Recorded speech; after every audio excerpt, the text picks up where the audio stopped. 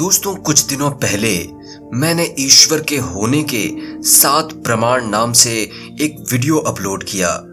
इस वीडियो पर ऐसे लोगों के कमेंट अत्यधिक आए जो विज्ञान का हवाला देकर ईश्वर को न मानने की बात करते हैं। उनका कहना है कि अगर ईश्वर है तो उसे विज्ञान क्यों नहीं मानता, वैज्ञानिक ईश्वर पर विश्वास क्यों नहीं करते, इत्यादि। लेकिन दोस्तों, ऐसे ज्ञानियों को शायद यह नहीं पता कि जो वो सोच रहे हैं वह अधूरा सत्य है, क्योंकि अनेक वैज्ञानिक ऐसे भी हैं जो ईश्वर के अस्तित्व को मानते हैं, लेकिन विज्ञान का पलड़ा हल्का न पड़ जाए, इसलिए ऐसे वैज्ञानिकों की बातों को कभी लोगों के सामने नहीं लाया जाता। तो दोस्तों, आज मैं आपको ऐसे ही कुछ वैज्ञानिकों के विषय में बताऊंगा जो ईश्वर के अस्तित्व को स्वीकार करते थे। नमस्कार दोस्तों, मैं हूं विवेकानंद विमल और विमल वाणी पर भरोसा करने के लिए धन्यवाद। दोस्तों, तो सबसे पहले हम बात करते हैं भौतिक शास्त्र के सबसे बड़े विद्वान सर अल्बर्ट आइंस्टीन की।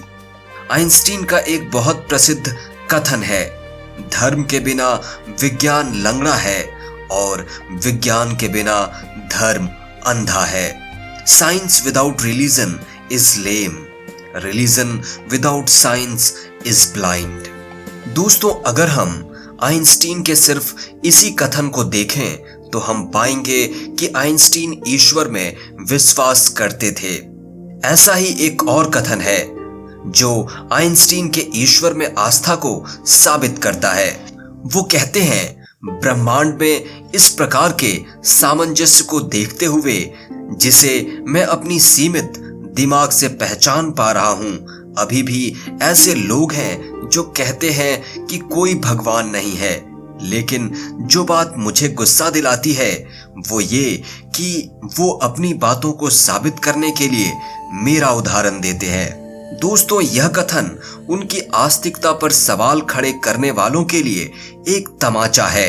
लेकिन हाँ दोस्तों, एक बात यह भी है कि आइंस्टीन पर्सनल गॉड पर विश्वास नहीं करते थे।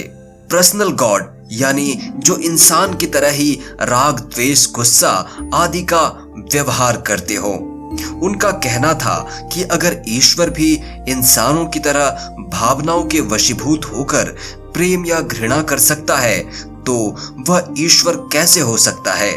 लेकिन इसका अर्थ यह भी नहीं है कि कोई ईश्वर है ही नहीं।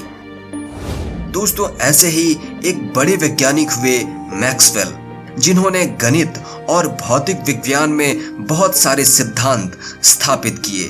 उन्होंने ही सन 1875 में विद्युत चुंबकीय सिद्धांत दिया था, जिससे रेडियो और टेलीविजन का आविष्कार संभव हो सका। वह भी ईश्वर पर विश्वास करते थे। उनके जीवन की एक घटना बहुत प्रचलित है। उनका एक सहायक मित्र था जिसे ईश्वर पर बिल्कुल विश्वास नहीं था। उस सहायक मित्र का मानना था कि ब्रह्मांड का अस्तित्व एक बहुत बड़े विस्फोट के कारण ही संभव हुआ, जिसे हम बिग बैंग थ्योरी के नाम से जानते हैं। दोस्तों, तो मैक्सवेल ने अपने मित्र को ईश्वर के अस्तित्व का अनुभव कराने के लिए एक तरकीब लगाई। उन्होंने सौर मंडल का एक मॉडल बनाया और एक कमरे में रख दिया। दोस्तों, जब उनके सहायक मित्र ने वह मॉडल देखा तो वह अचंभित रह गया और उन्होंने मैक्सवेल से पूछा कि यह मॉडल किसने बनाया। मैक्सवेल ने कहा कि इसे किसी ने नहीं बनाया, यह तो अपने आप बना है। तब उस व्यक्ति ने कहा कि यह कैसे संभव हो सकता है, यह मॉडल अवश्य ही किसी ने बनाया होगा। बिना किसी रचनाकार के इतना सुंदर मॉडल कैसे बन सकता है। तब मैक्सवेल ने जवाब देते हुए कहा, मैं दूसरे कमरे में बैठा हुआ था, तभी एक विस्फोट हुआ और जब मैं इस कमरे में आया तो मुझे यह मॉडल दिखा।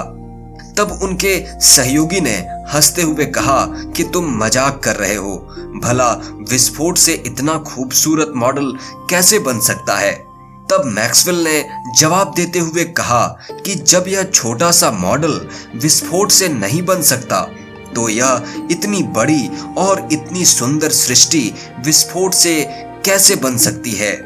आगे मैक्सवेल कहते हैं कि जिस प्रकार भौतिक विज्ञान, रसायन विज्ञान और गणित आदि का नियम है और उन नियमों को वैज्ञानिकों ने बनाया है, उसी प्रकार जो ब्रह्मांड और संसार के नियम है उसे भी किसी अलौकिक शक्ति ने बनाया है, जिसे मैं ईश्वर कहता हूँ।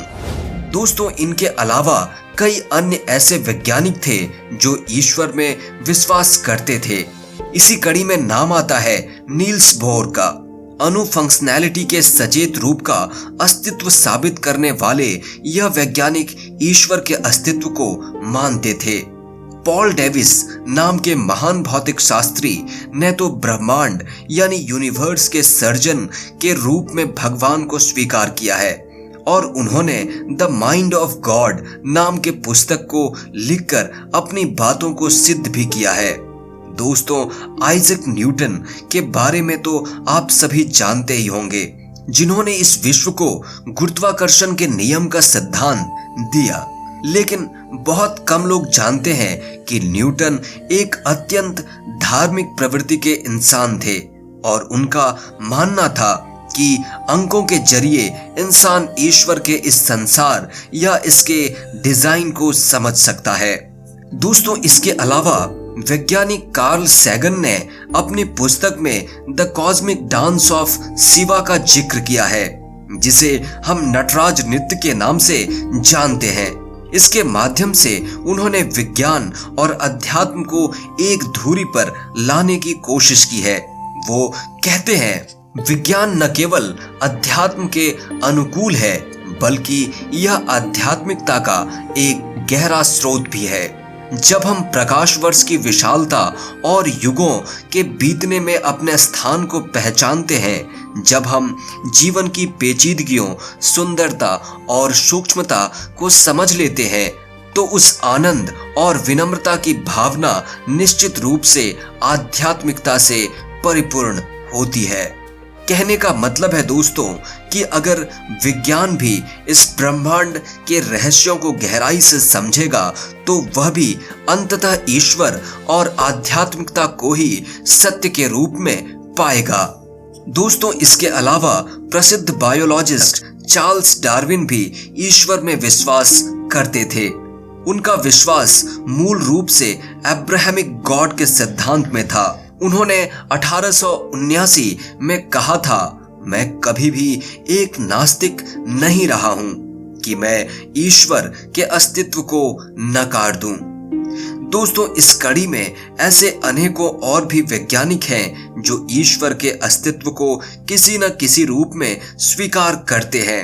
हो सकता है सभी लोग या सभी वैज्ञानिक ईश्वर के एक स्वरूप को न स्वीकार करें, जैसा कि आम लोग स्वीकार करते हैं। हो सकता है किसी के लिए ईश्वर निराकार हो सकता है कि वह किसी के लिए केवल कोई ब्रह्मांडीय ऊर्जा के रूप में हो, या इस ब्रह्मांड को चलाने वाले शक्ति के रूप में हो, या फिर हमारी कल्पना से पार किसी ऐसे रूप में ईश्वर हो जिसके विषय में हम सोच भी नहीं सकते।